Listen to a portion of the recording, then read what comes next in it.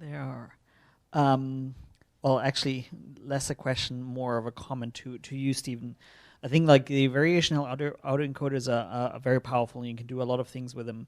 One of the applications that you showed at the very end, I think, is very dangerous. Essentially, dangerous in the sense that I don't think you will get necessarily physical insights from this, because essentially you're morphing one thing from another. Like, to give a easier example, like you can take a picture of, like, I don't know, a monkey and a picture of, like, I don't know, a snail, and morph one into the other. That does not mean that there's a physical actual being that is sort of in the middle. So I think you can use them for many things, but it would be very, very careful, like generating things from this like PCA-like thing and interpreting physics into this. Yeah, I think I definitely agree that caution should be taken. I think one area where it's particularly dangerous is if you kind of traverse across a gap where there's not really many examples for it to learn from. Yeah, certainly you're not going to get anything close to physically plausible because it's not.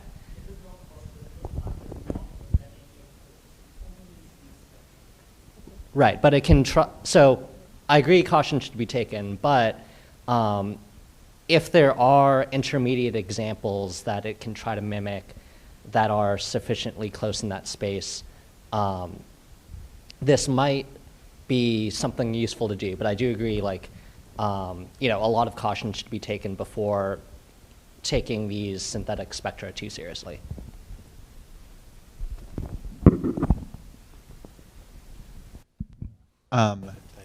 Just another comment, I guess, but it's at least it relates to a question. I mean, that's the same case with PCA too, right? It can take linear combinations of eigenvectors and get all sorts of crap. So like, he has physical objects in that space. He's not reconstructing. He's not merging. Sorry, there were objects in the line that join in that line where you morph from one component to the next. So there are physical objects that lie in that space. If they're reconstructed, it's the same, minus noise. So, like, the one thing that maybe I would agree with is that maybe it would also be useful to look at just use this as a metric to find real objects that are intermediate and look at those as well. I think maybe one advantage of the autoencoder, maybe not in this specific circumstance, but in general, because it is an unsupervised method, it might be able to point out correlations in the parameters that you weren't initially looking for. So definitely I agree, like, you can't just take the autoencoder latent space out of the box and take it completely seriously, but I do think it could be a useful tool to explore what the distribution of the data is telling you. well, Stephen, then my actual question for you was going to be, so I was just so happy that someone started with PCA because no one ever does that anymore.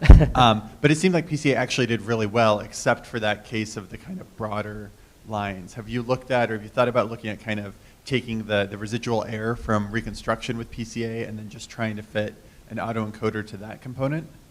So that's a great idea, actually. I haven't thought about like a hybrid method like that. I guess you can almost think of it as, if you think of the PCA as kind of a very simple neural network, I guess it's kind of like warm starting or something. Well, right, or discrepancy modeling for the parts where this kind of nice linear thing is not doing a good job. Right.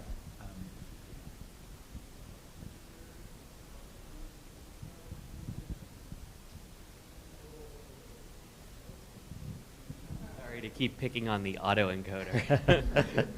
But I don't know, maybe I didn't catch it, but what sort of neurons are you using in your... So I didn't mention, I'm just using ReLU because that's what everybody seems to do these days. No, but what, like, was it convolutional? Oh, sorry. I was using fully connected layers. You might think, why not convolutional because you've got spectral lines in there, but convolutional layers help you with translation invariance, but because the spectra are G redshifted, hydrogen alpha is always going to be in the same pixel. Okay.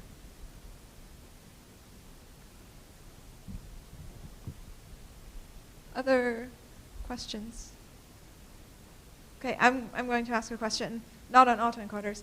One thing that I'm curious about, so what people do, there's been a bunch of you talking about frameworks for anomaly detection and classification of alerts and light curves.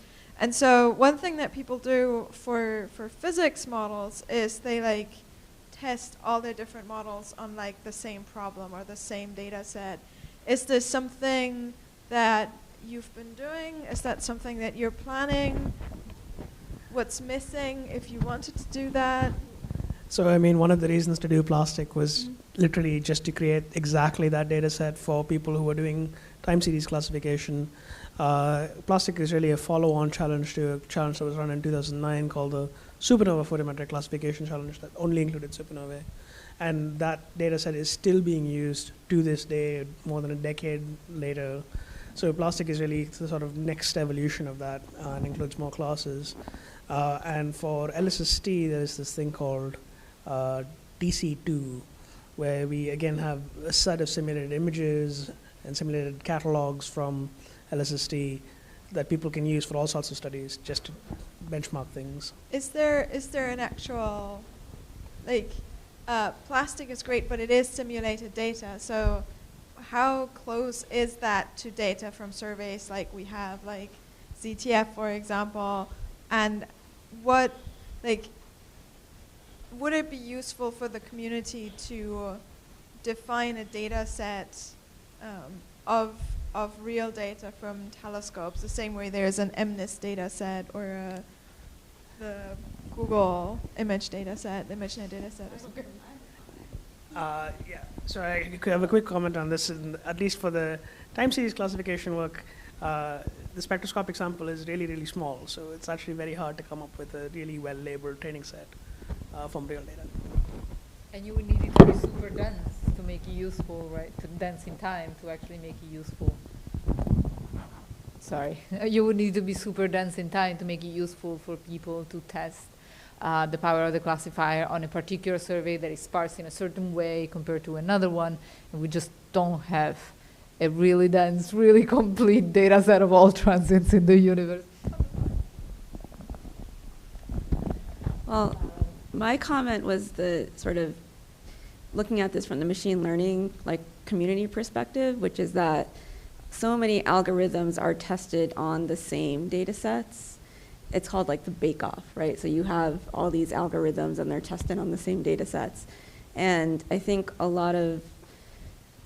would be great if astronomy actually decided to curate a set of data sets, but then of course your data set is always somewhat different than the characteristics that are in those data sets. And then it can lead to, what happened in machine learning literature is that it lent itself to people making claims about algorithms being better because, look, it performed better on 7 of these 10 like standardized data sets. And MNIST, for example, is like a huge standard.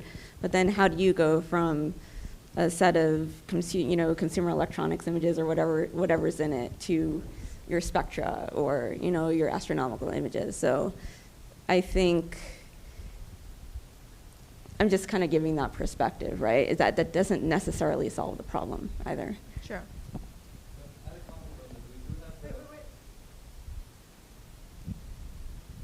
Comment on that. We do have the CRTS data set of periodic variables. That's about 50,000. Very unbalanced, so in some way also good. Again, as was mentioned, the sparsity for one survey can be very different from sparsity for another survey. But still what we have been doing is that we have been cross-matching it to other surveys and using it for both transfer learning as to see how the data set in that survey works. So there are limited things of that kind there. And yes, a bigger data set with more varied objects should indeed be curated.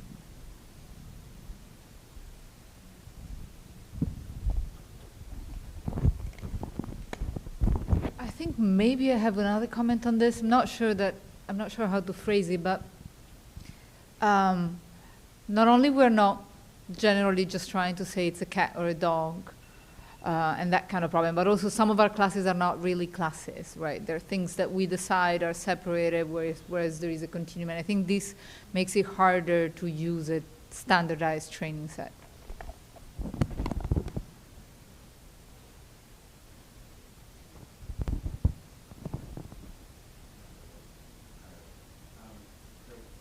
things that I encourage this group and others thinking about doing different types of machine learning for classification purposes, particularly for astronomy where we have so much data but so little labeled data, is semi-supervised approaches. And something that we're seeing bear a lot of fruit in the sense that if you know the classification, you should be able to use it and backprop through that.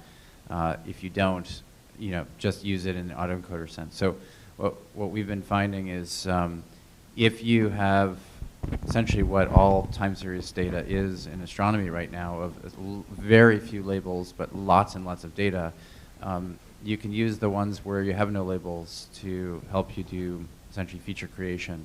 And then it turns out you do much better on the classification. And I think what we saw today was sort of, especially in the autoencoder sense, sort of the beginnings of that. But as you all know, there's so much curation that goes into creating labels. We have this out in the semi-supervised world. We should be exploring more.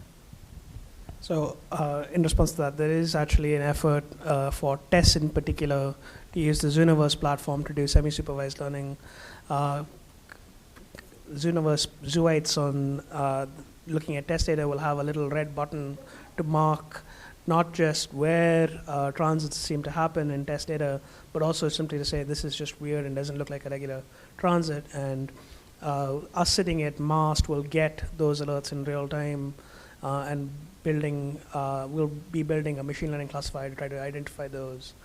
So there is this aspect going on already, and there's also a conference on active learning, so actually using a telescope to follow up the thing that the classifier is least confident about in real time, that one of our colleagues, Emily Ishida, is organizing in Clermont-Ferrand in July.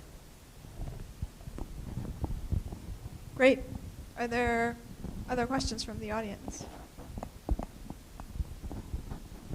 All right, then I think we're at the coffee break along with a poster session, and we'll be back here at 3:30, if that's, yeah, okay, we'll be back here at 3:30. Let's thank our speakers again, please.